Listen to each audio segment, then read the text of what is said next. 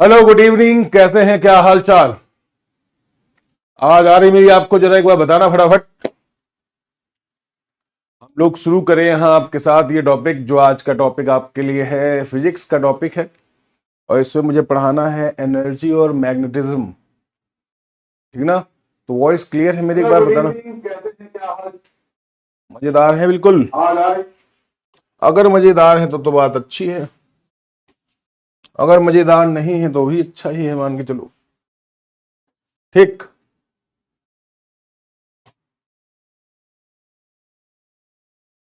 बढ़िया।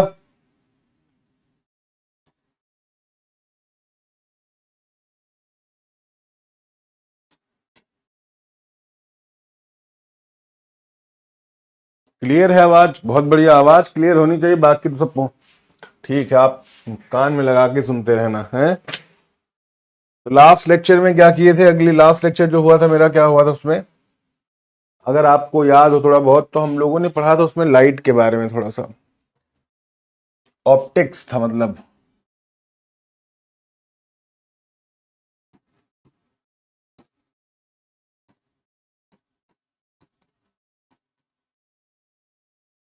जिसमें हमने पढ़ा था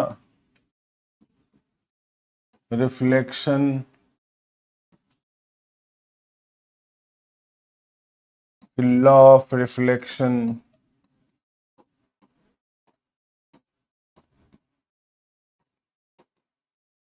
फिर हमने पढ़ा था रिफ्रैक्शन। फिर पढ़ा था लॉ ऑफ रिफ्रैक्शन।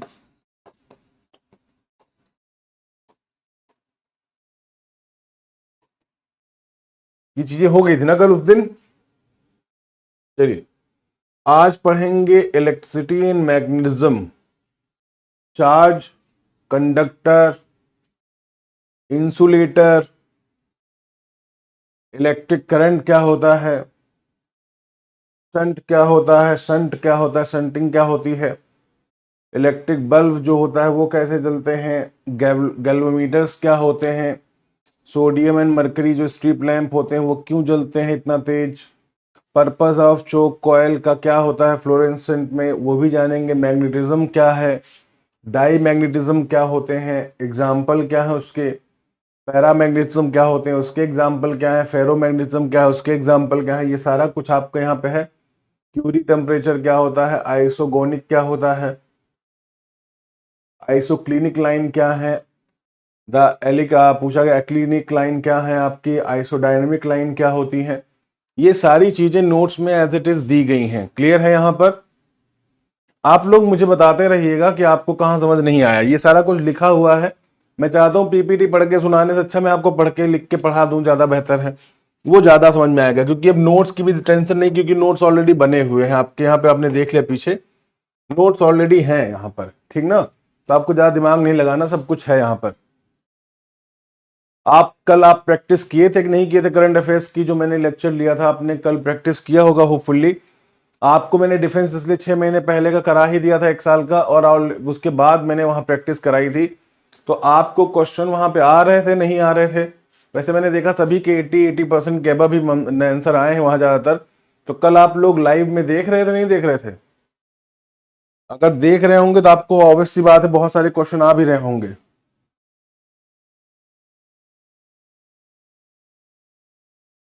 बताओ, समझ आई बात?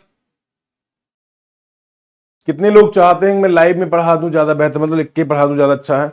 तो इलेक्ट्रिक करंट पढ़ने से पहले हमको इलेक्ट्रिक चार्ज पढ़ना पड़ेगा, वो हम जानते हैं। पहले उसको बताना पड़ेगा चार्ज क्या होता है, जिससे आपको समझ में आ जाए इलेक्ट्रिक करंट है क्या। ठीक है?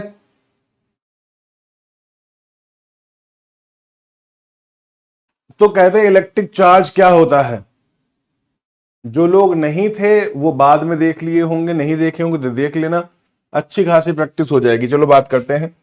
तो इलेक्ट्रिक करंट से पहले क्या पढ़ेंगे? Electric charge.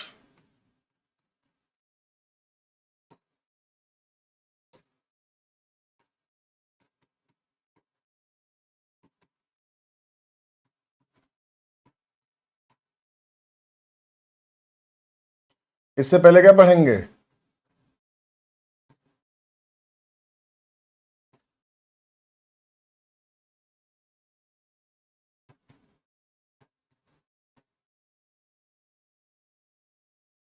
क्या पढ़ेंगे? इलेक्ट्रिक चार्ज पढ़ेंगे हम लोग। ठीक ना? क्लियर है इतनी बात? आप सभी लोग सुन रहे हैं ना, बोल रहा हूं मैं, जो आपको समझ आ रही बात ना, आप जरा एक बार बताओ कि रिटर्न आपको पढ़ा दिया जाता चाहिए ना, जरूरी है। इलेक्ट्रिक करंट से पहले क्या पढ़ेंगे? इलेक्ट्रिक चार्ज पढ़ेंगे, विद्युत आवेश। विद्युत धारा से पहले क्या पढ़ेंगे? विद्युत आवेश।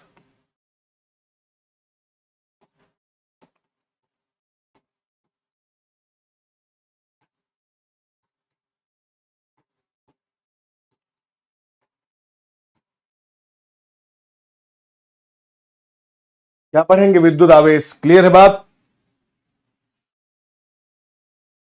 बड़ी अच्छी बात है कि आपको क्लियर हो गई बात। बड़ी देर से हम देख रहे कौन क्लियर कर रहा।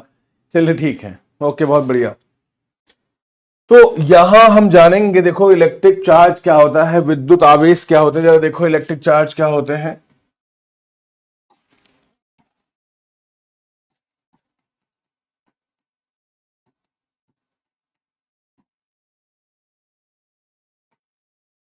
विद्युत आवेश क्या होता है, जरा देखो यहां पर।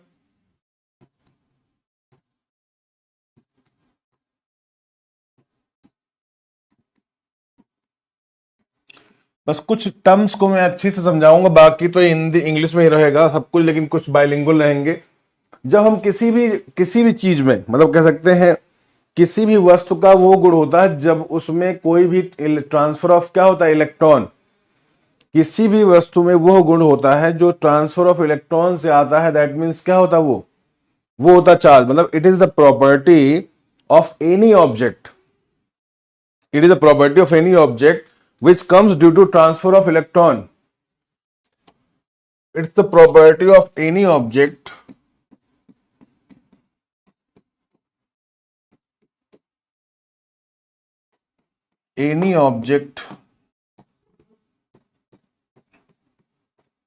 comes due to the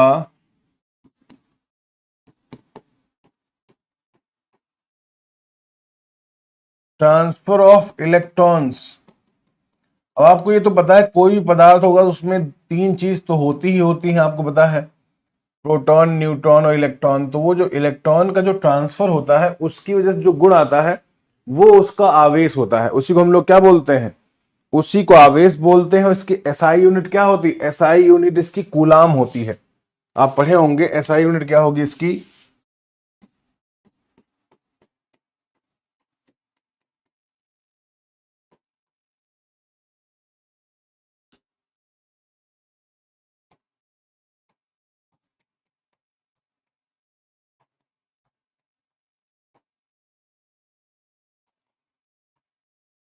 क्या होगी? कूलाम होगी। दैट मीन्स याद रखेंगे क्या होगा? कूलाम।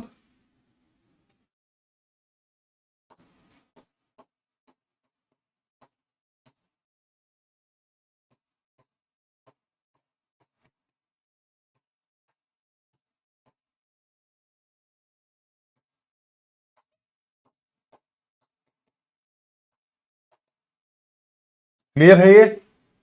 इतना सही है? अब कहते हैं इसको खोजा किसने था, डिस्कवर किसने, क्योंकि होती तो बहुत पहले से है। बेंजामिन फ्रैंकलिन ने इसको खोजा था। किसने खोजा था? बेंजामिन फ्रैंकलिन ने। तो डिस्कवर्ड बाई, इन्वेंशन नहीं, इन्वेंशन तो हुआ नहीं क्योंकि पहले से था, हम लोग जानते नहीं थे, इसलिए इसमें डिस्कवर्ड होगा।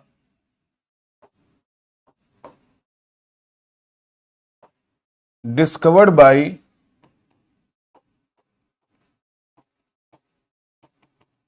Benjamin Franklin.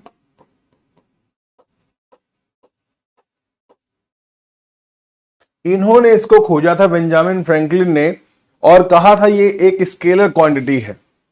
और क्या थी ये? It's a scalar quantity.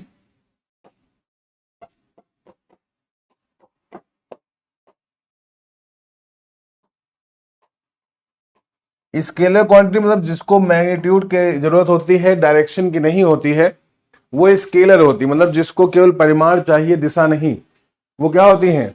हर्ष जी बता रहे हैं स्टैटिक चार्ज। हर्ष परमार कह रहे नमस्कार। नमस्कार बेटा, नमस्कार। तो यहां पे देखिए क्या होगा, स्केलर क्वांटिटी मतलब अदिश राशि होगी। बेंजामिन फ्रैंकलिन ने इसको खोजा था।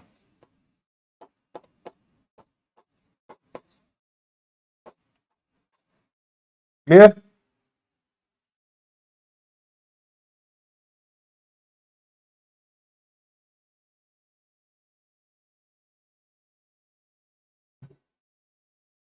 अब चलते हैं आगे। इतना समझ आ गया कि अदिश राशि होती है, यूनिट कूलाम होती है, बेंजामिन फ्रैंकलिन ने इसको खोज की थी। ये कोई ईयर तो पूछेगा नहीं, जान लीजिएगा।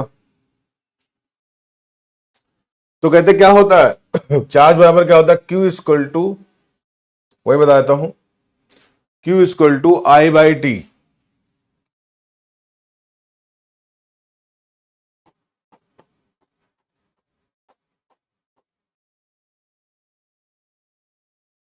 फॉर्मूला क्या होगा, Q इक्वल टू I/T होगा, I मल्टीप्लाई टी होगा, यहां पर I मल्टीप्लाई टी होता है, IR होता है ना, वो I मल्टीप्लाई हो गया, गलत हो गया, I मल्टीप्लाई टी। अब इसमें जो भी आपको निकालना हो आप वहां पे बिल्कुल आराम से इसको निकाल सकते हैं। ये इसका फॉर्मूला होगा, आराम से इसको कर सकते हैं, ठीक है।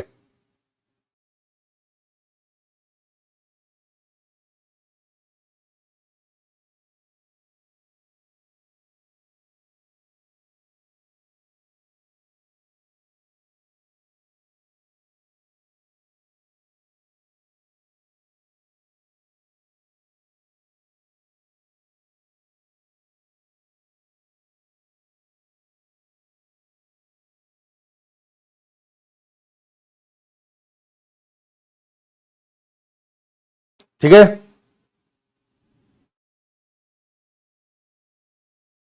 अगर यहां पे तुम बताओगे इसमें आई क्या है, क्यू आपका क्या है, चार्ज है, ये क्या है, करंट है, और ये क्या है, टाइम है, तो यहां लिख सकते हो वेयर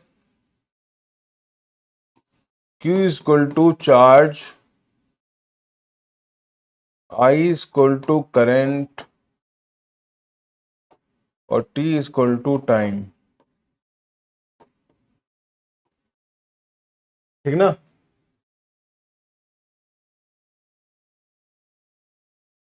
लास्ट लेक्चर के एमसीक्यू नहीं हुए। किस चीज के एमसीक्यू नहीं हुए बेटा? अच्छा, जो आपने बताया ना उसका, ऑप्टिक्स का, ठीक है मैं करवा दूंगा, डोंट वरी, आप इसकी चिंता न करो, मैं करवा दूंगा पुरुषोत्तम जी, बिल्कुल करवा दूंगा। पुरुषोत्तम और स्टीव रॉजर्स, मैंने दोनों की बात देख ली बेटा, करवा दूंगा, डोंट वरी। मुझे आज टॉपिक इसका लगा तो मैंने कहा करवा दो टॉपिक, क्योंकि टॉपिक बड़ा है थोड़ा सा, और इतनी जल्दी नहीं हो पाएगा, मतलब आसानी से जैसे आप तुरंत पढ़ो तुरंत हो जाए, तो उतना आसानी से नहीं हो पाएगा, इसलिए हमने उसको करवा दिया वहां पर। A perfect type of charge, आवेश कितने प्रकार के होते हैं, करवा देंगे, आपकी बात नहीं टालेंगे, एक लेक्चर पूरा इसी करवा देंगे, दोनों टॉपिक का मिलाकर। टाइप ऑफ चार्ज, आवेश के प्रकार, आज नहीं करा पाए इसलिए थोड़ा सा सॉरी फॉर दैट, ठीक, करवा देंगे। तो पूछा कि आवेश कितने प्रकार के होते हैं, तो देखो पहला पॉजिटिव, फिर नेगेटिव, ठीक है, तो क्या होगा, पॉजिटिव चार्ज होता है और नेगेटिव चार्ज होता है, न्यूट्रल तो होता नहीं है, एक पॉजिटिव होगा। आप बैटरी में देखते हैं ना, दो हिस्से लगे होते हैं, एक ऋणात्मक एक धनात्मक, एक क्या होगा, धनात्मक आवेश पॉजिटिव चार्ज,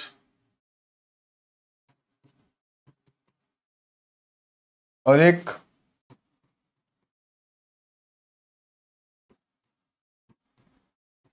निगेटिव चार्ज। धनात्मक और ऋणात्मक की बात होगी, जब इलेक्ट्रॉन खो देते हैं तो क्या होता है, जब इलेक्ट्रॉन हम अपना छोड़ दें तो कैसा होगा, इलेक्ट्रॉनों के ट्रांसफर से होता था चार्ज, जब एक इलेक्ट्रॉन चला जाएगा तो हम पॉजिटिव हो जाएंगे, हम इलेक्ट्रॉन को रिसीव कर रहे होंगे तो क्या हो जाएंगे, नेगेटिव। और इसी ट्रांसफर होने से इलेक्ट्रॉन के आने और जाने का जो क्रम होता है, इसी से क्या जनरेट होता है, चार्ज। तो जब हम इलेक्ट्रॉन क्या करेंगे, ग्रहण करेंगे, रिसीव करेंगे, दैट इज माइनस, और जब छोड़ देंगे तो क्या हो जाएंगे, पॉजिटिव हो जाएंगे। ये कब होता है, इट प्रोड्यूस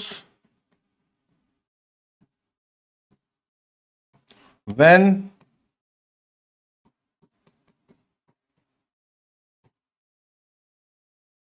इलेक्ट्रॉन लॉस्ट, जब इलेक्ट्रॉन खो जाता है तब ये प्रोड्यूस होता है, और जब इलेक्ट्रॉन होगा तो क्या कहेंगे, और जब इलेक्ट्रॉन को हम क्या करेंगे,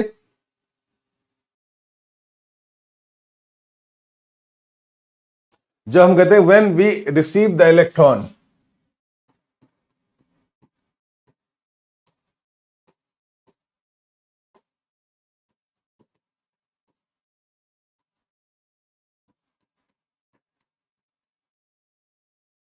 या फिर गेन,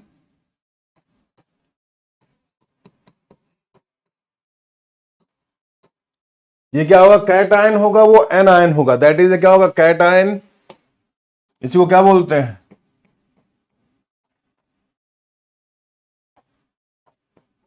और ये क्या होगा,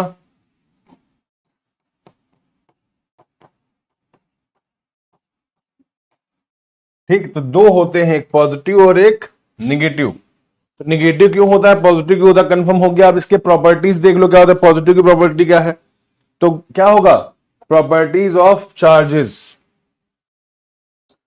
तो लिखेंगे प्रॉपर्टी ऑफ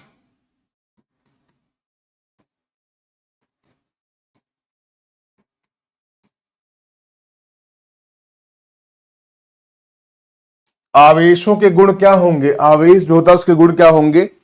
तो कहा गया जो समान आवेश होते हैं सेम, वो क्या होते हैं, और सेम और जो होते हैं वो क्या करते हैं, रिपेल करते हैं। तो पहला गुण क्या है, same charge repels but opposite charge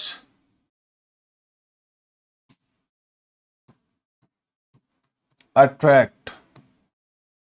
same charge जो होगा वो हमेशा देखा होगा कि प्लस प्लस नहीं होता है, माइनस माइनस पे नहीं आएगा, तो प्लस माइनस की तरफ अट्रैक्ट होगा, माइनस हमेशा प्लस की तरफ अट्रैक्ट होगा। मतलब अगर सेम चार्ज आप देखो, सेम चार्ज कभी भी एक दूसरे को अट्रैक्ट नहीं करता है, ब्लास्ट ही होगा। तो सेम चार्ज कभी भी एक दूसरे को अट्रैक्ट नहीं करेगा, और अपोजिट चार्ज क्या करेगा, अट्रैक्ट करेगा। ठीक है। अब कहते आवेश, आवेश मतलब इलेक्ट्रिक चार्ज ही है, वो ना तो प्रोड्यूस होते हैं ना ही क्या होते हैं, खत्म, डिस्ट्रॉय होते हैं। It transfer from one place to another, मतलब चार्ज ना तो पैदा होता है ना ही नष्ट होता है, वो एक जगह से दूसरी जगह क्या होता है, ट्रांसफर होता है। मतलब आपका charge can neither be created और नॉर बी डिस्ट्रॉयड। कहा गया charge neither be neither neither बोलते हैं, नाइदर बी क्रिएटेड और नॉर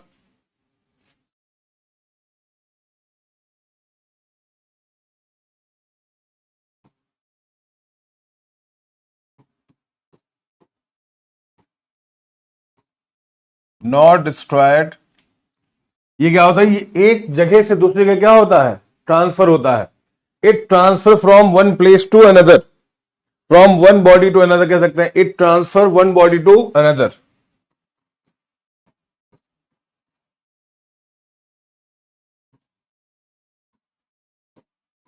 आपने इलेक्ट्रिसिटी के वो सुनी होगी कि the electricity can't generated, electricity save is electricity generated.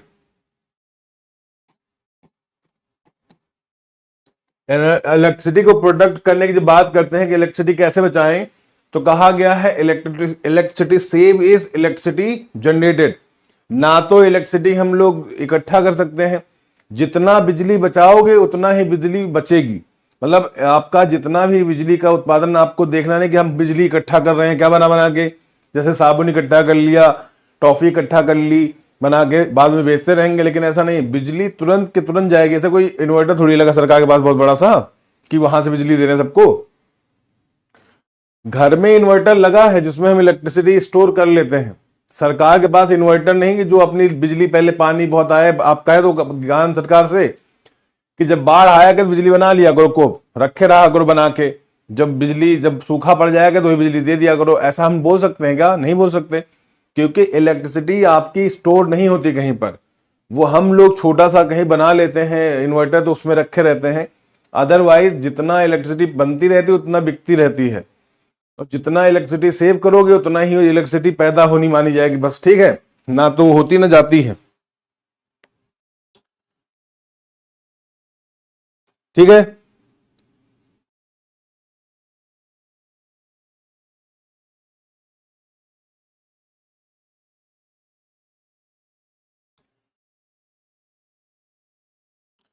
ठीक है ना।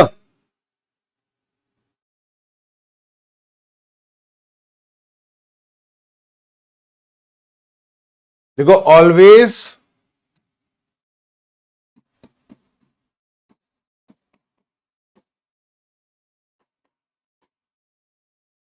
चार्ज इज इन इंटीग्रल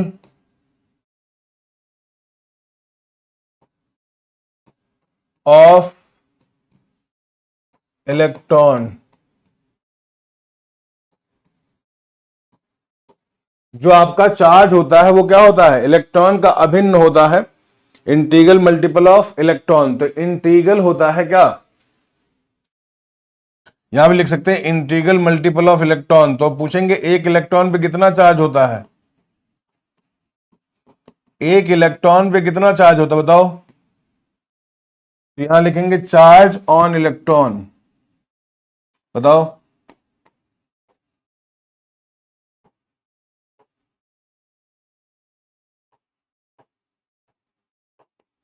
कितने कूलाम होगा, बताओ जल्दी फटाफट बताओ कितना होगा, एक इलेक्ट्रॉन पे कितना कूलाम होगा, तो 1.6 इंटू 10⁻⁻19 कूलाम।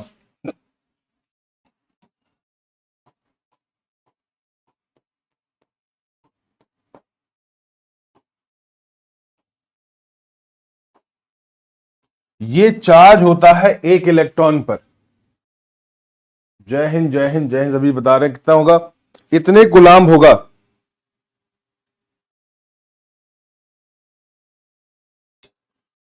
अगर कोई पूछे एक इलेक्ट्रॉन पे इतना है, अगर कोई पूछे यहां पर एक किसी चीज में 4 इलेक्ट्रॉन है, 1 2 3 4, तो बताओ कितना यहां पे परमाणु होगा, क्वांटाइजेशन कितना होगा, किसी भी इलेक्ट्रॉन पे कितना चार्ज होगा, यहां पे किसी पदार्थ में 4 इलेक्ट्रॉन्स हैं, इसका क्वांटाइजेशन कितना होगा बताओ, क्वांटाइजेशन ऑफ इलेक्ट्रिक चार्जेस कितना होगा बताओ इसमें जरा।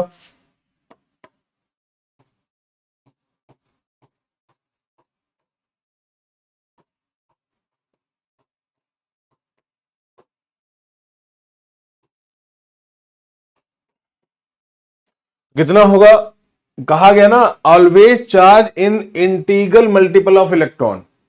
तो एक इलेक्ट्रॉन में अगर इतना, तो 4 से मल्टीप्लाई कर देंगे कितना हो जाएगा, तो इसमें जो एक अभिन्न अंक निकल के आएगा 4 है ना ये, तो ये कितना हो जाएगा 6.4 मल्टीप्लाई 10⁻⁻19 कूलाम। तो यहां पे चार्ज कितना हो जाएगा 6.4 हो जाएगा, 4.6 क्यों होगा, 6.4 हो जाएगा बेटा। वही माइनस में याद रखना, माइनस जरूर याद रखना क्योंकि माइनस में होता है ये, तो ये सब माइनस में जरूर लिखे रहना, क्योंकि इलेक्ट्रॉन के ऊपर जो चार्ज होता है वो माइनस में होता है।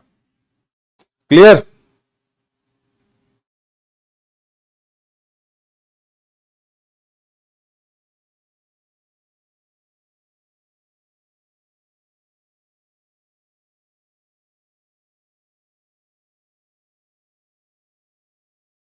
अब आते हैं कूलाम का लॉ ऑफ चार्ज क्या है,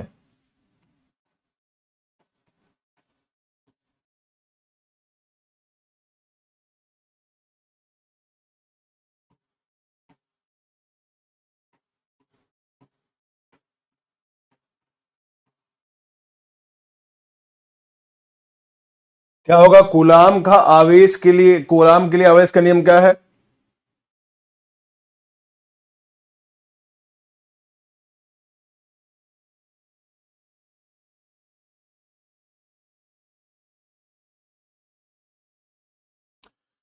कहा गया है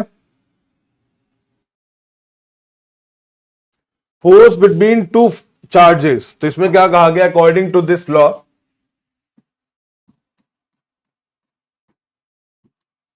according to this law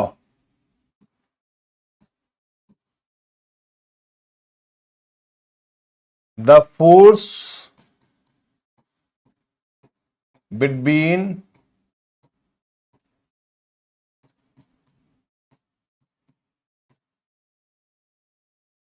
two charges, the force between two charges is directly proportional to is directly proportional to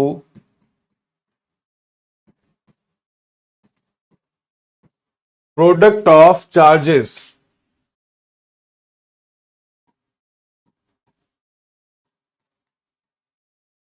या फिर हम लोग कह सकते हैं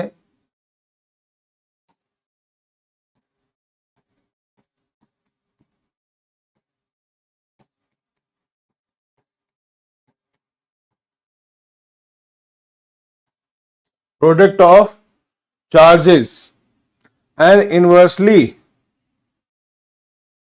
and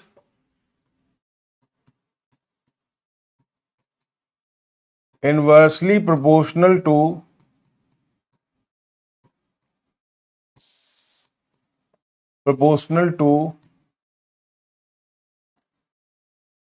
distance, proportional to square of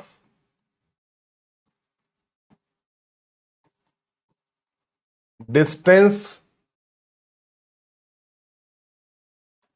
between them।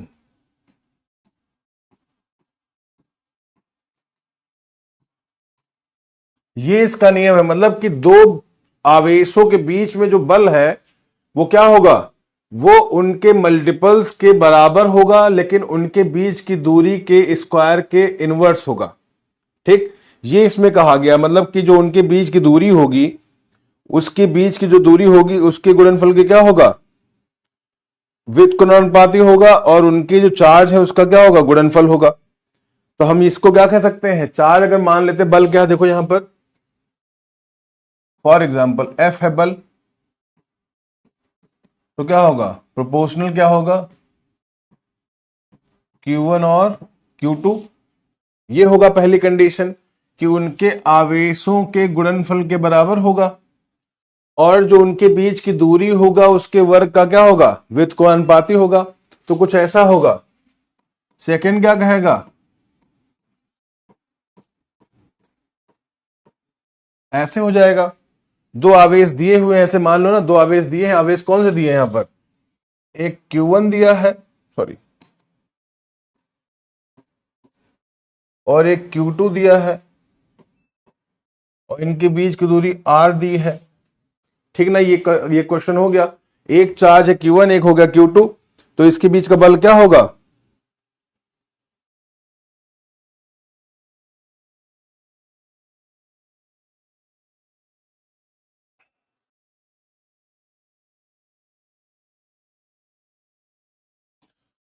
ठीक। तो इसका फॉर्मूला यही होगा ना, तो इसको हम नॉर्मली क्या कहेंगे, फॉर्मूला बनाएंगे तो क्या कहेंगे इसको,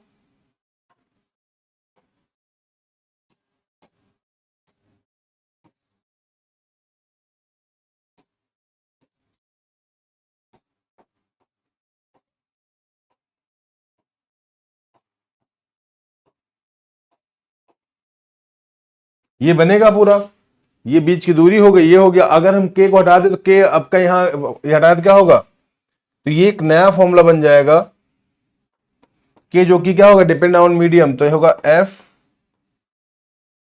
इज इक्वल टू के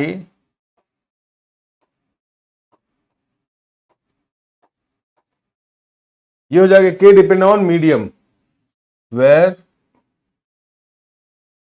के डिपेंड ऑन मीडियम। किस पे डिपेंड करेगा, माध्यम पे डिपेंड करेगा। वैसे के की वैल्यू क्या होती नॉर्मली, हाँ बिल्कुल,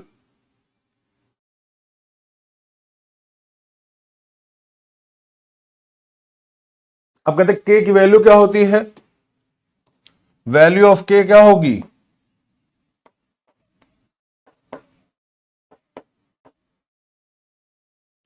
9 multiply 10⁹ newton metre square coulomb square.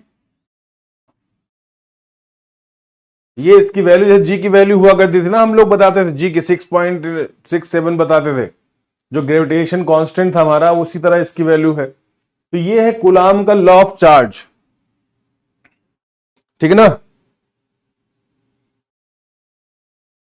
और नीचे क्या, कूलाम स्क्वायर है। तो ये था आवेश जो आप जान चुके हैं। अब जानेंगे आप विद्युत धारा। ये विद्युत धारा पढ़ने से पहले आवेश आपको पढ़ना जरूरी था, इसलिए मैंने आपको बता दिया, राइट। अब आते हैं इलेक्ट्रिक करंट पे। बताओ आवेश में कोई डाउट है किसी को? इलेक्ट्रिक चार्ज में कोई डाउट है? अब इलेक्ट्रिक करंट पढ़ेंगे।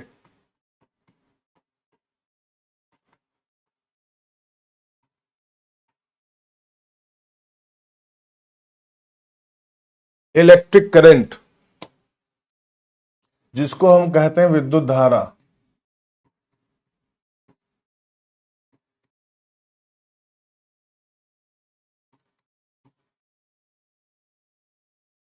विद्युत धारा ये है। इसका मतलब देखो, आवेश पढ़ चुके हो, आवेश का ट्रांसफर जो होता है, ट्रांसफर ऑफ इलेक्ट्रॉन, ये क्या जनरेट करता है? आवेश, ठीक ना।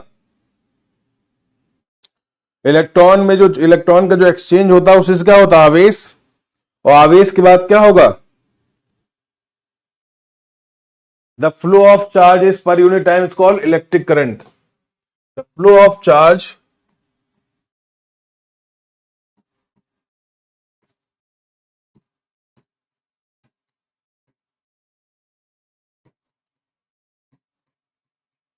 Unit time called electric current. जैसे आपने देखा यहां पर फ्लो ऑफ इलेक्ट्रॉन क्या हुआ? फ्लो ऑफ इलेक्ट्रॉन को क्या कहा गया? इलेक्ट्रॉन का फ्लो हुआ, तो हमने उसे नाम क्या दिया? We called charge. जब चार्ज में फ्लो आ गया तो वी कॉल्ड करंट। मतलब कुछ ऐसा ही है, जब चीजों में इलेक्ट्रॉन का फ्लो होगा तो हम उसे आवेश कहेंगे, और आवेश का जब फ्लो होगा तो उसे हम क्या बोलेंगे? करंट बोलेंगे। तो ऐसे ही जुड़ा है ना सारा चीज। तो जब इलेक्ट्रॉन चलेगा तो आपका क्या पैदा होगा? चार्ज पैदा होगा। जब चार्ज में फ्लो होगा तो क्या पैदा करेगा? करंट पैदा करेगा। ये कंफर्म हो गया, सारा इंटरलिंक है ना ये। इलेक्ट्रॉन का एक्सचेंज, चार्ज जनरेट, चार्ज में जनरेट जो exchange, that is current generate. बहुत बेसिक सी लैंग्वेज है, इतनी सिंपल लैंग्वेज। बताओ। तो I इक्वल टू क्या होगा? जैसे हमने बताया था विद्युत धारा का सिंबल क्या है, तो I equal to Q by T. हमने कहा ना, पर सेकेंड में जितना भी चार्ज का फ्लो हो उसे क्या बोलते हैं? विद्युत धारा। तो देखो क्या होगा, Q इक्वल टू क्या होता है? कूलाम होता है। और T इक्वल टू क्या होता है? सेकेंड होता है। T इक्वल टू क्या होता है? सेकेंड होता है। तो इसका वैल्यू क्या हो गया? तो इलेक्ट्रिक करंट इक्वल टू क्या होगा?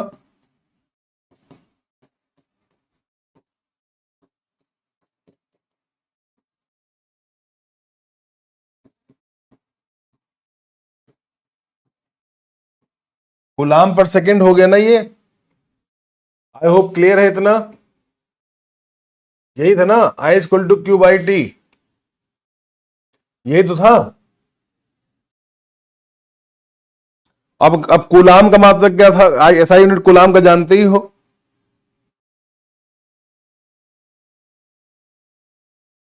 या फिर कूलाम पर सेकेंड का है, या फिर एसआई यूनिट क्या है? एसआई यूनिट क्या होती है करंट की?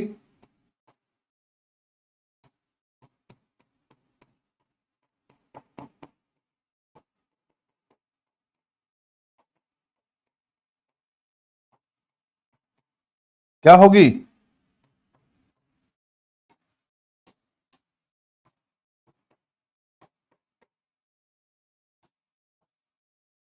जिसको रिप्रेजेंट करते हैं ए से। क्लियर?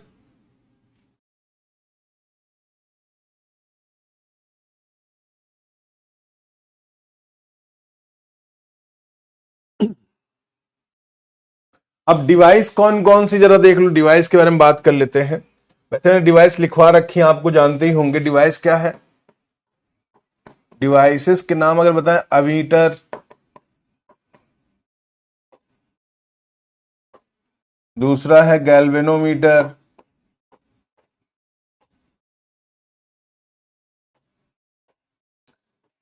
गैल्वेनोमीटर होता है ये।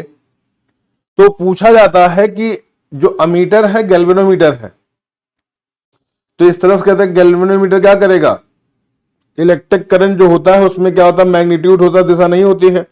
तो गैल्वेनोमीटर क्या होता है, प्रेजेंस ऑफ करंट को मापता है। टेस्टर जो देखते हैं ना गैल्वेनोमीटर से, जो प्रेजेंस ऑफ क्या होता है, करंट को मेजर करेगा। अमीटर जो दिखाता है कितनी एनर्जी जा रही, वो आप जानते ही हैं। टेस्टर आप देखे होंगे ना घर में लगा के चलते घूमते, तो टेस्टर।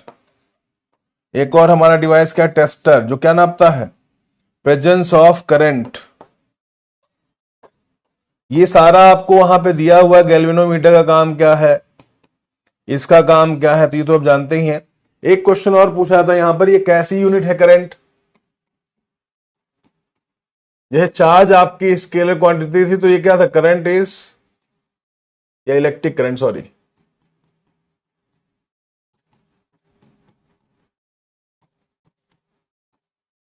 इज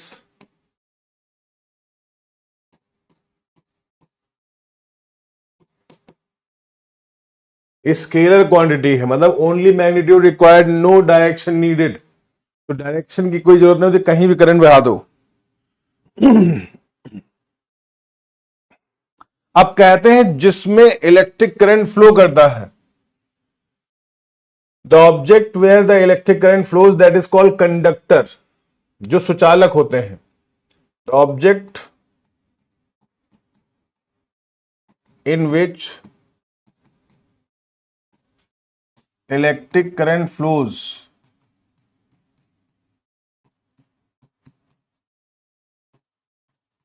क्या बोलते हैं उसको, कंडक्टर, मतलब सुचालक होते हैं ये। अगर ना बहे तो क्या कहेंगे, not flows. If not flows क्या होगा, अगर ना बहे तो क्या कहेंगे, उसको कहेंगे इंसुलेटर। आप देखते हैं लगा होता है उसमें खंभों में, जिससे कि करंट नीचे तक नहीं आता है, इंसुलेटर बोलते हैं। क्या बोलेंगे उसको, इंसुलेटर। समझ गए।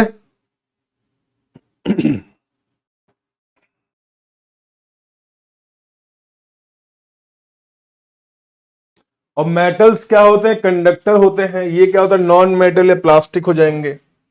इसमें क्या हो जाएगा, नॉन मेटल एंड प्लास्टिक, जैसे हो गया, या बोन चाइना वगैरह देखें उसमें भी हो जाता है।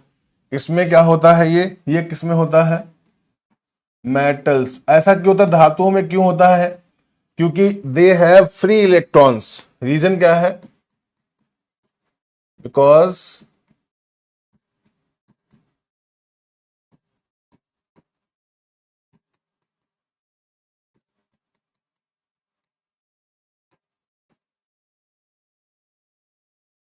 दे हैव फ्री इलेक्ट्रॉन्स।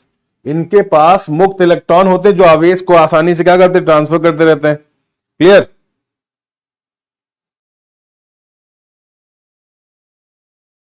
अब कहते हैं जो अमीटर होता है वो क्या मेजर करता है, इलेक्ट्रिक करंट। तो अमीटर क्या मेजर करेगा,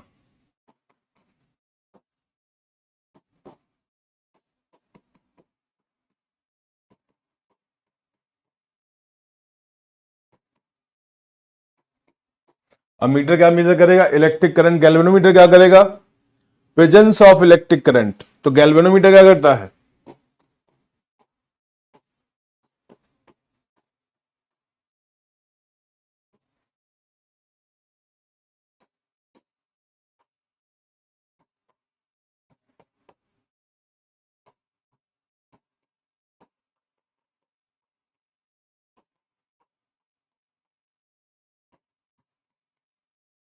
presence of electric current. Galvanometer का काम क्या होता है? किसी भी इलेक्ट्रिक करंट की उपस्थिति को दर्ज करना कि है या नहीं है, चेक करना। टेस्टर जिसे बोला गया ना। एग्जाम्पल क्या दिया गया था लास्ट, अभी देखा आपने एग्जाम्पल क्या दिया गया था इसका? जैसे हमारा एग्जाम्पल घर में हमारे क्या होता? टेस्टर। वो क्या एक तरह गैल्वेनोमीटर का ही तो काम है, वो गैल्वेनोमीटर ही हुआ टेस्टर।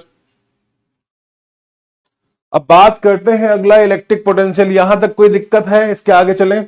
यहां तक तो कोई दिक्कत नहीं, बहुत सिंपल सिंपल लैंग्वेज में बता रहा हूं सब चीजें, आप बहुत आसानी से समझ भी जा रहे होंगे, कोई दिक्कत उसमें नहीं आएगी। और ऐसे ही क्वेश्चन आपके एग्जाम में आएंगे डेली लाइफ में यूज करने वाले, ठीक ना। अब बात करेंगे इलेक्ट्रिक पोटेंशियल की, क्योंकि वहां पे वी का भी यूज होगा। क्योंकि घर में देखो दो तरह के आपने मीटर देखे होंगे, घर में आज जाके देखना, अगर घर में बैठे तो देखना पीछे मुड़ के। एक होता है आपका ऐसे लगा होता है ना, फ्रिज में भी लगा होता है जो आपके क्या स्टेबलाइजर वगैरह, तो एक में ऐसे बना होता है, आपके घर में समरसेबल होगा उसमें देखना। और एक मीटर होता है उसमें क्या लगा होता है? ऐसे। तो समरसेबल में 2 मीटर लगे होते हैं, जिसमें आप देखते हो कितनी लाइट आ रही है और कितना वो समरसेबल उठा रहा है। एक वी होता है, एक ए होता है। तो ये अमीटर होता है, ये वोल्ट मीटर होता है। तो दोनों का यूज क्या बताऊंगा अभी मैं। अमीटर का पता चल गया ना, मेजर इलेक्ट्रिक करंट कितना बिजली आ रही है। और ये दूसरा देखता है वो पोटेंशियल क्या होता है, इलेक्ट्रिक पोटेंशियल, विद्युत विभव जानेंगे। इतना तक हो गया, आगे चले। इतने में कोई दिक्कत तो नहीं आपको? चीज समझ आ रही ना? बहुत सिंपल सिंपल बातें बेटा, ज्यादा कोई कठिन नहीं है।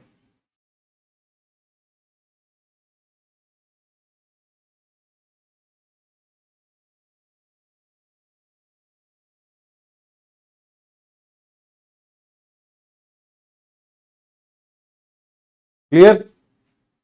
समझ गए ना? चलो आगे चलते हैं। अब पूछा गया इलेक्ट्रिक पोटेंशियल क्या होता है।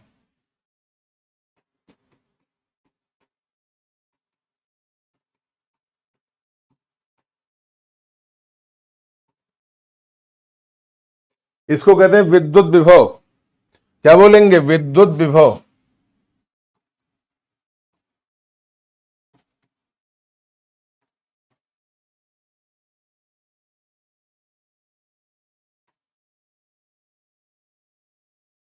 कहने का मकसद यह है, किसी भी चार्ज को मैं इंफिनिटी से लेकर आ रहा हूं एक फिक्स पॉइंट तक, तो उस चार्ज को उस पॉइंट से इस पॉइंट तक लाने में जो वर्क करना पड़ता है उसी को क्या बोलते हैं? उसी को हम बोलते हैं इलेक्ट्रिक पोटेंशियल। मतलब किसी भी चार्ज को इंफिनिटी से एक फिक्स पॉइंट तक लाने में जो काम करना होता है उसी को बोलते हैं इलेक्ट्रिक पोटेंशियल। तो क्या होता है, इसको हम किससे रिप्रेजेंट करते हैं? सिंबल क्या होता है इसका पोटेंशियल का?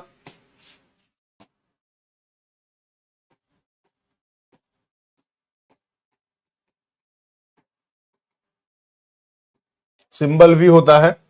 तो इसका मतलब क्या होता है, अभी आपको बताया कि लिखा गया है, it is the amount of work done. It is the amount of work done.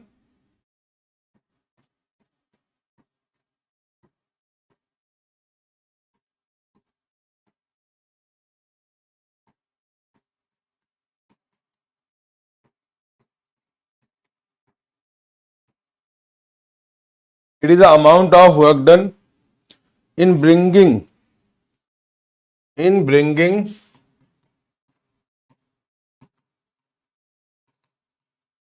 a charge from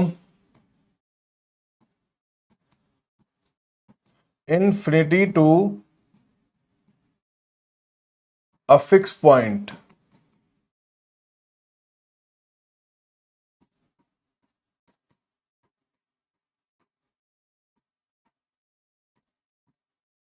infinity से फिक्स पॉइंट तक जो काम करने में लगता है उसे क्या बोलते हैं?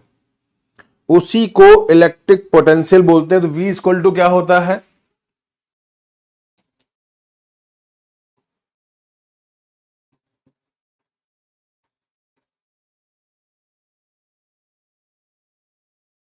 W/Q। वर्क डन होता है, चार्ज क्या होता है? Q होता है, P क्या होता है? पोटेंशियल है। तो दैट मीन्स अनिश्चित बिंदु से निश्चित तक लाने में क्या होगा? Electric potential. अगर मान लो मैंने P से Q तक कोई पॉइंट लेकर आया, मैं यहां से यहां तक, एक पॉइंट यहां पे था यहां से, तो इसके लिए जो काम करना पड़ा दैट इज क्या होगा? Work done. यही तो होगा ना, इतनी दूर तक लाना। ये वर्क डन हो गया। दैट मीन्स क्या, एक किसी पिन पॉइंट से किसी पॉइंट तक लाने को क्या बोलते हैं? जैसे क्वेश्चन पूछे इधर नहीं इधर, ठीक ना? ये पॉइंट है, इस पॉइंट तक लाए, इस क्यू पॉइंट से तो ये इधर होगा, पी तक आएगा ना पॉइंट, ये तो वर्क डन यहां होगा। किसी अनंत बिंदु से निश्चित बिंदु तक लाया गया, दैट इज क्या होगा? That is electric potential. वही पी है, क्यू से रिप्रेजेंट करते हैं। इसका क्या होगा वैल्यू? डब्ल्यू क्या होता है? डब्ल्यू इज अ वर्क और क्यू इज अ आवेश। तो वर्क क्या होगा? डब्ल्यू क्या होगा? W is equal to work and this is a charge. आवेश बोलते हैं। अब बताओ इसका मात्रक क्या हो जाएगा वी का? वी की यूनिट क्या हो जाएगी, फटाफट बताओ। कार्य को क्या बोलते हैं? जूल, और आवेश को बोलते हैं कूलाम। तो एसआई यूनिट क्या होगी इलेक्ट्रिक पोटेंशियल की? SI unit of electric potential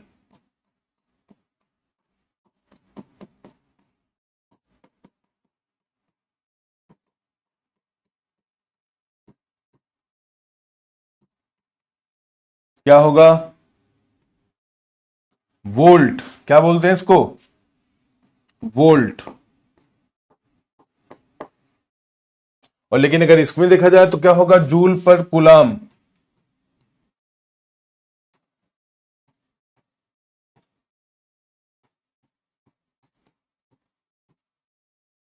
ये भी हो जाएगा।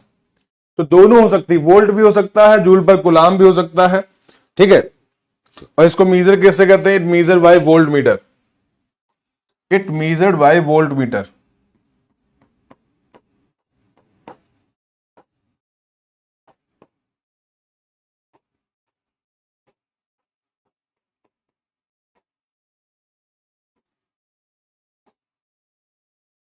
अब आप जो अपने समरसेबिल का एक पंप देखोगे ना, तुम्हें तुरंत समझ में आ जाएगा कि तुमने जो देख रखे हो तो दोनों में क्या मीटर दिखा रहा है। एक तो वर्क डन दिखाएगा और एक इलेक्ट्रिसिटी दिखाएगा। अब पूछा गया पोटेंशियल डिफरेंस क्या होता है?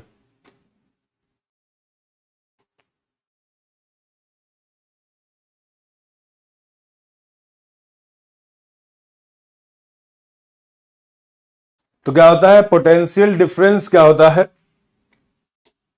अब आगे बात करते हैं किसका? पोटेंशियल डिफरेंस की।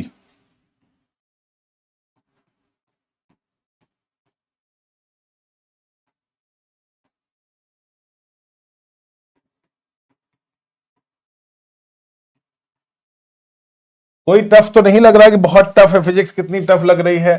क्योंकि उतना टफ आता नहीं, इतना हम पढ़ा भी नहीं रहे हैं। जितना एग्जाम में तुम्हारे जनरल साइंस में आ जाएगा उतना ही पढ़ लो।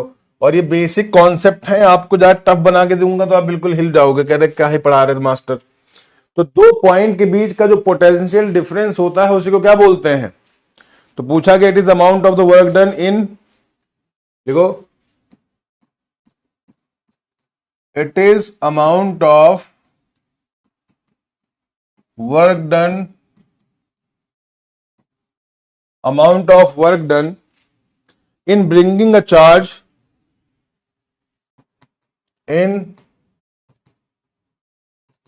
bringing a charge from one point to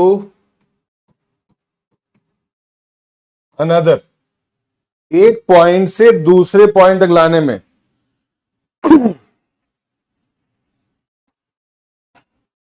या ये भी कह सकते हैं it is a,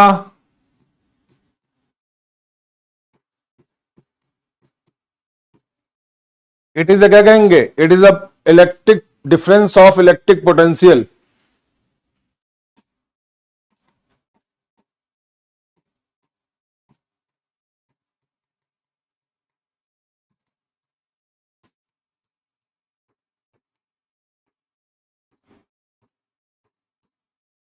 It is a difference of electric potential at two different point.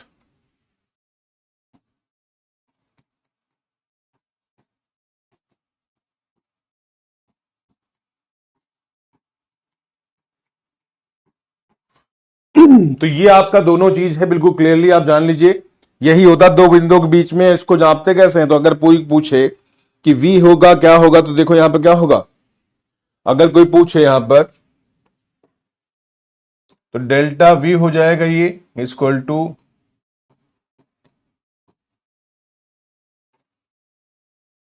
ठीक है। तो इसको ऐसे रिप्रेजेंट करते हैं, एक ही है लेकिन दोनों के बीच में पोटेंशियल डिफरेंस आया है, तो इसी को क्या बोलेंगे? एक पॉइंट से दूसरे पॉइंट गया है ये। और इसको किससे मेजर करते हैं? That is a voltage. क्या बोलेंगे? वोल्टेज। उसका क्या था? वोल्ट था, ये होगा वोल्टेज। जैसे बोलते हैं ना, ये आपका यहां पे हो जाएगा इसका पूरा का पूरा मतलब। डेल्टा वी इक्वल टू क्या होगा? ये पूरा का पूरा होगा पोटेंशियल डिफरेंस, ठीक।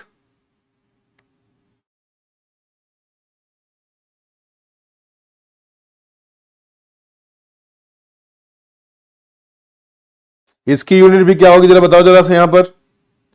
इसकी यूनिट क्या होगी?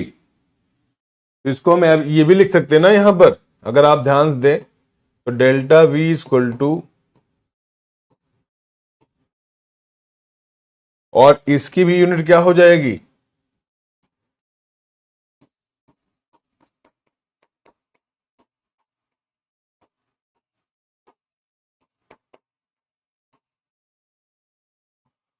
एक ये होगी, और एसआई यूनिट क्या होगी?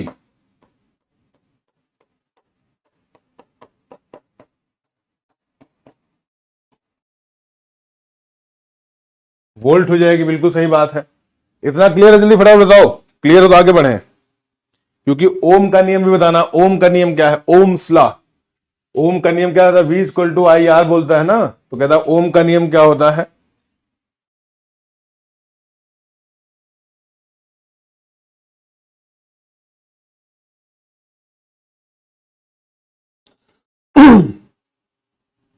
कंडक्टर के दो बिंदुओं के बीच में वोल्टेज के सीधा अनुपाती होगा, कहा गया according to law. Electric current is directly proportional to voltage across the two point of conductor. क्या होगा? ओम का नियम, ओम्स लॉ। क्या होगा?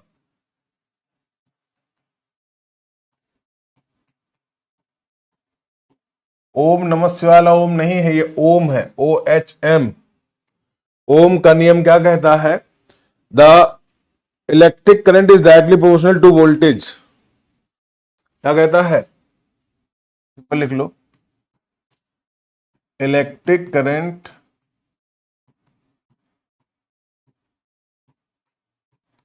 Is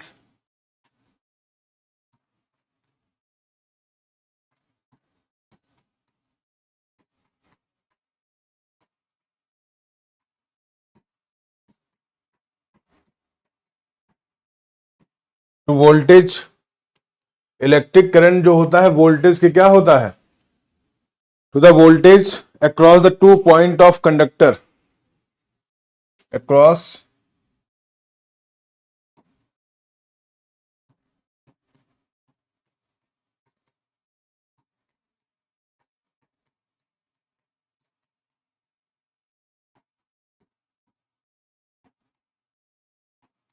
to point of conductor. जैसे बोला गया यहां पे क्या होगा? V is proportional to I, या I is proportional to V कह सकते हो, तो यहां भी ये भी कह सकते हो I is proportional to V।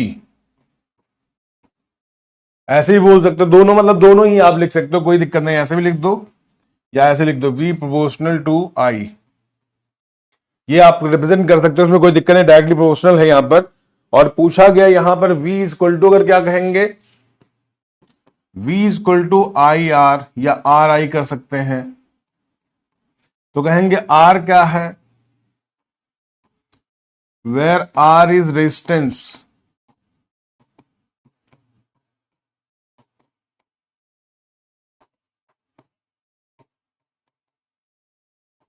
दो पॉइंट्स के बीच में जो प्रतिरोध लगता है ना इलेक्ट्रिक करंट के, क्योंकि दो, ऐसा तो नहीं विदाउट प्रतिरोध काम होगा, तो बीच में प्रतिरोध मतलब अगेंस्ट में कोई बल लगता है उसे क्या बोलते हैं, रेजिस्टेंस। ठीक है ना। ये क्या है, रेजिस्टेंस कांस्टेंट हो गया ना, आर। आर क्या हो गया, रेजिस्टेंस कांस्टेंट है पूरा ये।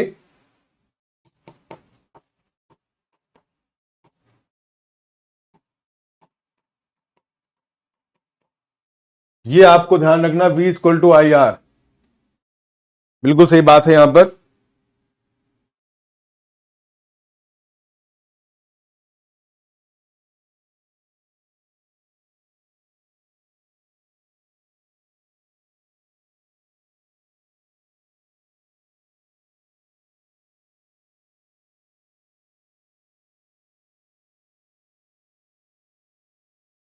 अब कहते हैं रेजिस्टेंस क्या होता है, अब ये भी तो क्वेश्चन पूछोगे नहीं पूछोगे, तो कहते हैं रेजिस्टेंस क्या होता है, प्रतिरोध क्या होता है, resistance.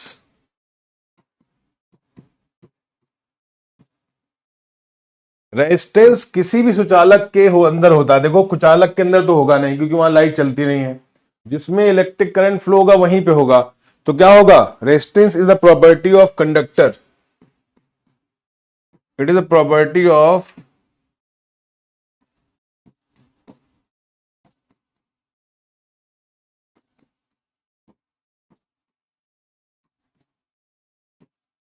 Of conductor where electric current flows.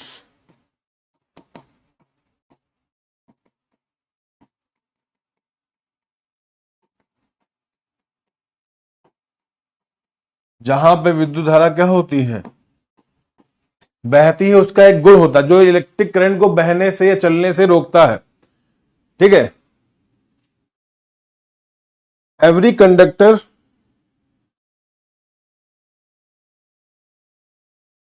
क्या होगा, resistance oppose the flow of current. तो करंट को बहने से रोकने का काम कौन करता है, यही करता है। इसका एसआई यूनिट भी क्या होगा, ओम होगा। तो एसआई यूनिट क्या होगा इसका,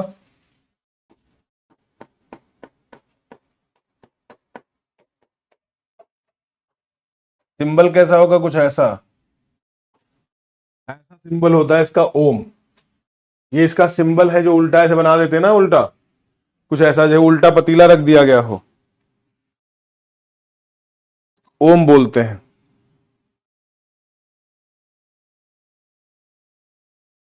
मैं आपको एक क्वेश्चन देता हूं, बताओ जरा। एक ऐसी लाइन इलेक्ट्रिक, एक ऐसे हम लोग बताते हैं कि ऐसी धारा है, if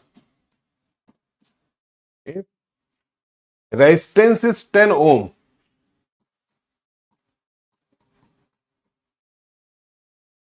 10 ohm, volt is 100 volt, and V is equal to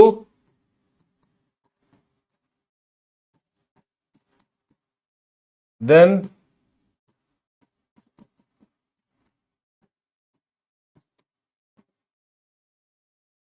electric current क्या होगा। मुझे लगता है कोई ऐसा नहीं होगा जो बता ना पाए इसको, बताओ क्या होगा। V इज इक्वल टू आपका क्या होगा, बताओ जल्दी से।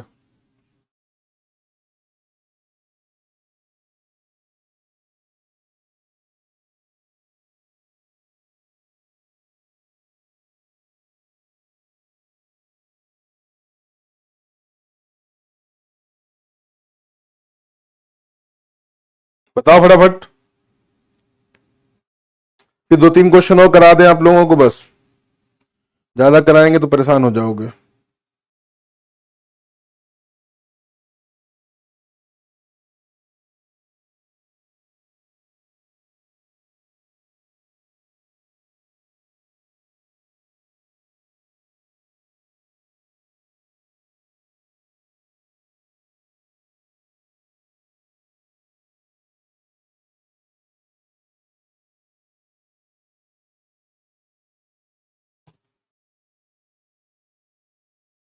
सबका आ गया ना, ये बहुत बढ़िया, सही बात है, बिल्कुल सही 10 आएगा। चलो बात कर लेते हैं, यहां पर कुछ और चीज है हमारे पास। प्रतिरोध कितने प्रकार के होते हैं, किस पर निर्भर करते हैं? रेजिस्टेंस किस पे निर्भर करता है? तो यहां पूछा गया रेजिस्टेंस जो है वो किस पर निर्भर करेगा? रेजिस्टेंस डिपेंड ऑन, तो ये पूरा टॉपिक खत्म ही कर देते हैं।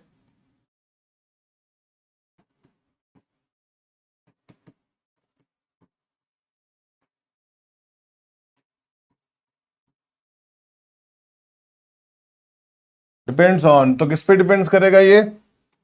तो पहला पॉइंट किस पे डिपेंड करता है? रेजिस्टेंस, प्रतिरोध किस पे डिपेंड करता है? कहते हैं इनवर्सली प्रोपोर्शनल टू एरिया, या पूछेंगे किसका होगा ये? Directly proportional to the length of conductor. तो क्या होगा? Resistance is directly proportional to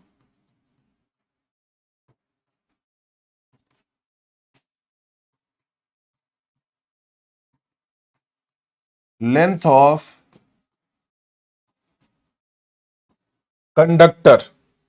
मतलब क्या होगा? उसके बिल्कुल लंबाई के बराबर होगा, मतलब कह सकते हैं R is proportional to L। क्या होगा? लेंथ के बराबर होगा ना, तो R प्रोपोर्शनल टू L। अब दूसरा पॉइंट पूछा गया, और किस पे निर्भर करेगा रेजिस्टेंस क्या होता है? तो ये पहला पॉइंट हो गया, रेजिस्टेंस क्या होता है। दूसरा पॉइंट पूछा गया रेजिस्टेंस क्या होगा? रेजिस्टेंस इनवर्सली प्रोपोर्शनल क्या होगा? Area of cross section. देखो R is inversely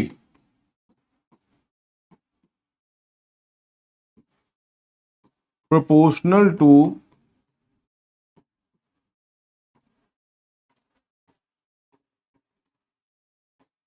area of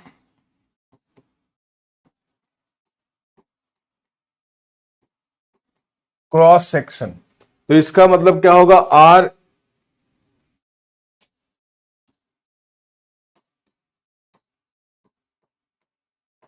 ये हो गया, ये दूसरा कंडीशन हो गया क्रॉस सेक्शन। तो फॉर्मूला बना के क्या हो गया? तो इसको हम फॉर्मूला कह सकते हैं R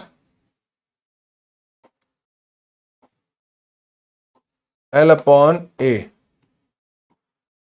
ऐसा हो जाएगा ना दोनों मिलाकर। ये सेकेंड फॉर्मूला था, ये फर्स्ट था। तो यहां पे क्या लिखेंगे? व्हेन पॉइंट 1 and 2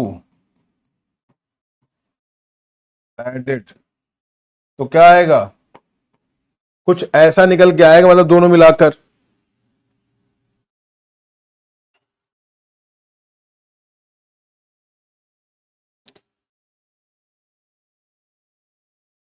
तो रेसिस्टिविटी आ जाएगी क्या? तो इसको हम दूसरे फॉर्मूले में लिखें, कैसे लिखेंगे दूसरा फॉर्मूला?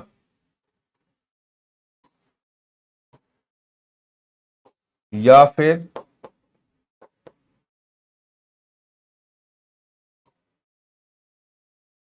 रो कहते हैं इसको।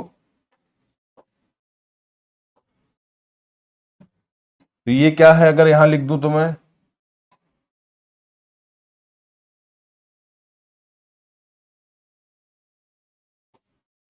इसको रो कहते हैं।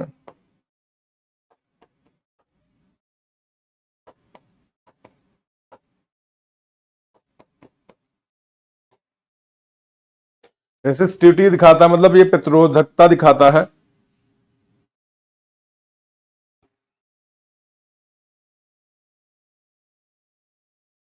ठीक है। अब ये अगला क्वेश्चन क्या पूछा गया? यहाँ पे दो अगला पॉइंट है, यहाँ पे समरी तो आने से पहले बता दूं मैं आपको एक पॉइंट और।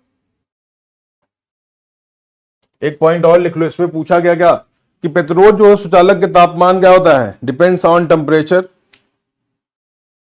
तो किस पे डिपेंड करेगा?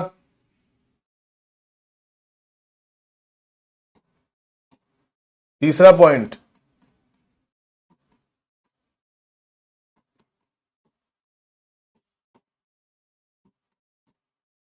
Depend on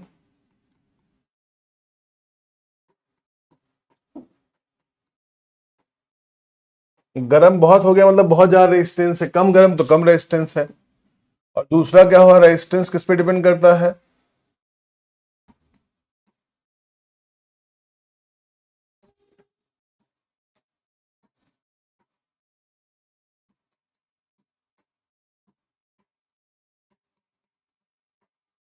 depend on material of substance. पदार्थ जिससे बना है कारक उससे इस पर निर्भर करता है।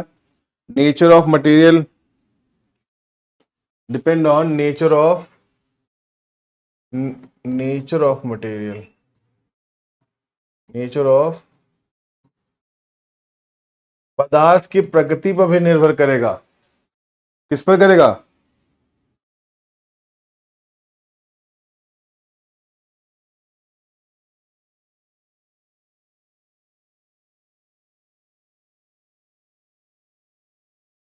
ठीक समझ गए?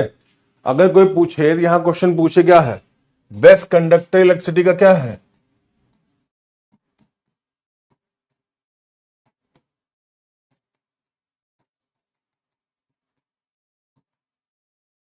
जो बेस्ट कंडक्टर होगा वहां पर क्या होगा? सिल्वर। तो इसकी रेजिस्टेंस ज्यादा होगी कम? बताओ फटाफट, इसकी रेजिस्टेंस ज्यादा होगी कम होगी? बताओ, इसकी रेजिस्टेंस ज्यादा होगी कम होगी? सिल्वर है।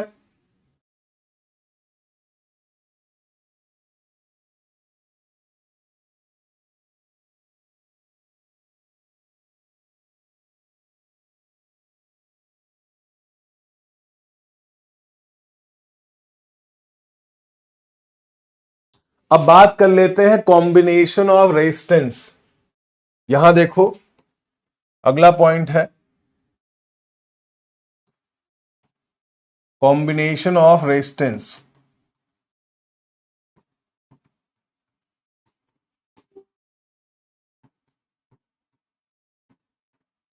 किसमें होता है? सीरीज में होता है और पैरेलल में होता है। कॉम्बिनेशन ऑफ रेजिस्टेंस क्या होगा?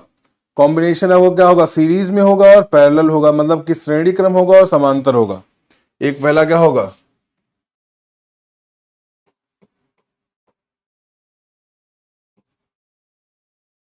और एक क्या होगा? पैरेलल।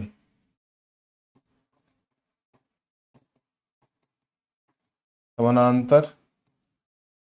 और ये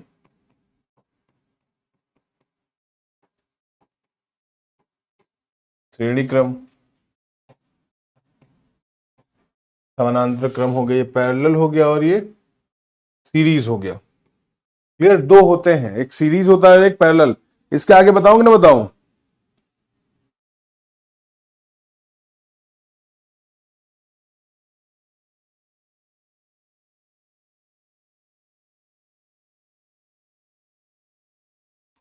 अगर सीरीज में है तो क्या होगा? सीरीज में लगे तो क्या होगा? R1 R2 R3 and so on, ऐसे हो जाएगा। तो क्या होगा? फॉर्मूला होगा R1 R2 R3 करके ऐसे चलता रहेगा, दैट इज R।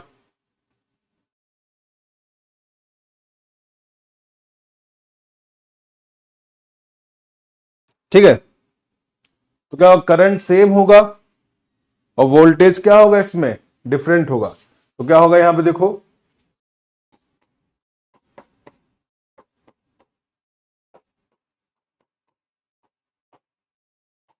बट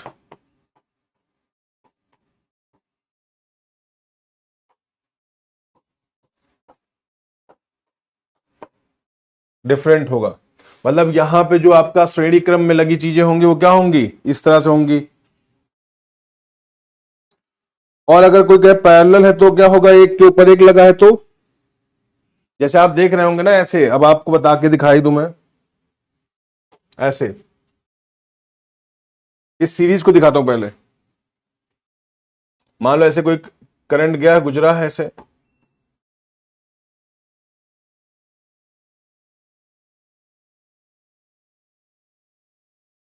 ये हो गया ना R1, ये क्या हो गया? प्लस माइनस कर लो, जो दोनों तरफ जाएगी करंट, ये हो गया सीरीज। अगर इस तरह लगा हो,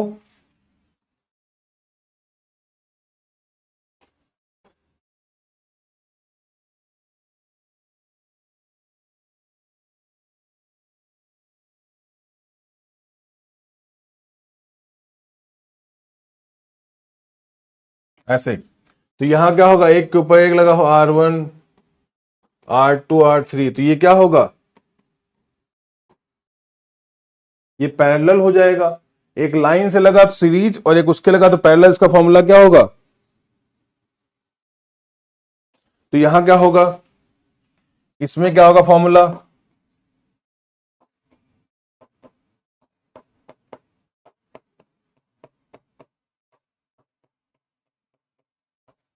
ऐसे होगा ना, इसमें 1/1/1/1 करके चलेगा, तो यहां भी क्या होगा 1 होगा ऐसे।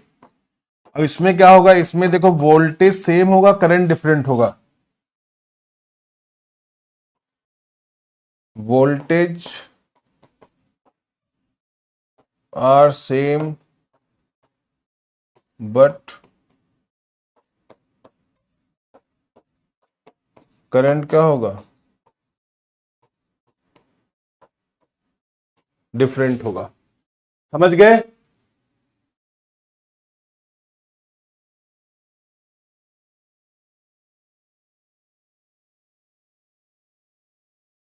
नेक्स्ट क्लास में इसके क्वेश्चन करा देंगे, आपके समझ में आ जाएगा बिल्कुल।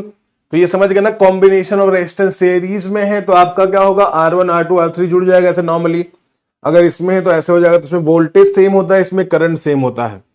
सीरीज में क्या होगा, करंट सेम रहेगा लेकिन बल्ब एक धीमा एक और धीमा, उससे धीमा धीमा होता चला जाएगा। और अगर उसमें रहेगा पैरेलल में रहेगा तो अलग रहेगा। तो दोनों की चीजें आप ध्यान से देख लो, समझ में आ गई बात,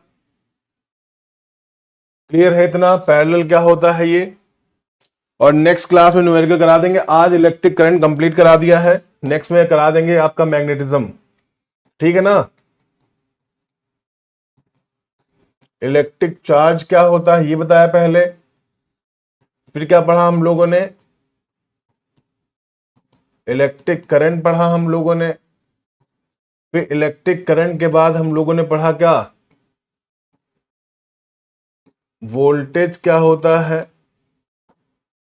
पोटेंशियल डिफरेंस क्या होता है,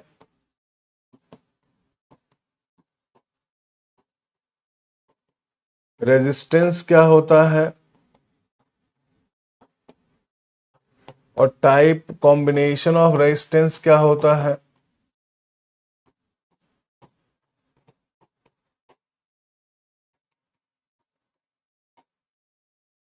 अमीटर क्या होता है और गैल्वेनोमीटर क्या होता है, वोल्ट मीटर क्या होता है। आई होप सब समझ गए होंगे, इसमें कोई दिक्कत नहीं होगी इतने में। नेक्स्ट क्लास में मैं आपको ये करा दूंगा मैग्नेटिज्म वाला टॉपिक, तो मैग्नेट वाला टॉपिक आपको करा दिया जाएगा, नोट्स में प्रोवाइड करा दे रहा हूं, उसको आप एक बार पढ़ लें तो और अच्छे समझ आएगा, ठीक है ना। समझ आ गई बात, किसी को दिक्कत हो तो मुझसे बता सकता, सर अभी दिक्कत समझ नहीं आया, अभी क्लास में आएंगे। कंफर्म हो गया, कोई डाउट तो नहीं है, एक बार बताना सभी को। ये इतनी जो करंट वाली बात समझ में आ गई ना, ऐसा तो नहीं मैं पढ़ाता रहा तुम कहते अरे यार बोर कर दिया गुरुजी ने, ऐसा तो नहीं हुआ कि बोर हो गए हो। अगली क्लास भी मेरी क्या ही दिक्कत है, मैं तो पढ़ाना, मुझे पढ़ाने में बड़ा अच्छा लगता है, तभी मैंने ये चीज चुनी है पढ़ाने वाले, अदरवाइज तो बहुत सारी जॉब दुनिया में है, कुछ भी कर लो, लेकिन इसमें थोड़ा इंटरेस्ट आता है। मुझे लग रहा है मुझे आता है, तुम्हें आ रहा है नहीं आ रहा है, समझ में आया नहीं आया कुछ, अगर कहीं डाउट हो तो मुझे आप बिल्कुल क्लियर कर दें, समझ आ जाएगा तो बता देंगे, ठीक ना, हम आपको उसको दूर कर देंगे उसकी दिक्कत। चलो नेक्स्ट क्लास में आते हैं करंट अफेयर की, तब तक के लिए bye, take care and love you all.